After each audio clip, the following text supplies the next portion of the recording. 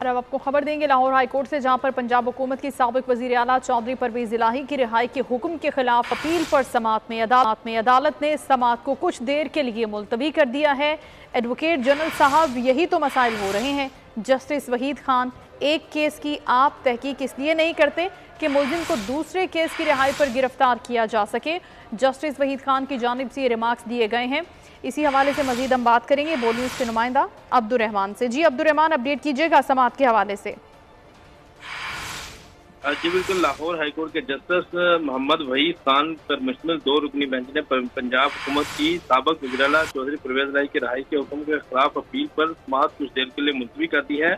जबकि अदालत के रूबरू एडवोकेट जनरल पंजाब अदालत में पेश हुए और उन्होंने अपने दलाइल देते हुए दलाइल दिए, तो अदालत ने अपने रिमार्क देते हुए कहा कि एडवोकेट जनरल साहब, जवाब न आने की बिना पर मसाइल पैदा हो रहे हैं। एक केस की तफसीलात नहीं फराहम की जाती जबकि मुलज़िम को दूसरे केस की राय पर गिरफ्तार किया जा सके। हुकूमत की तरफ से ऐसे मामला चलाना क्या बदनीति नहीं किया? इसकी सूरत में अदालत मुलज़िम को रिलीफ न दे।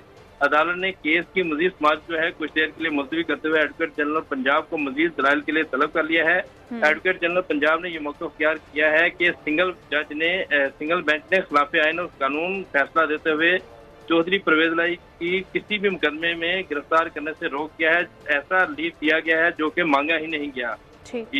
ठीक है अब्दुर्रहमान, आप हमारे साथ ही रहेगा। एक और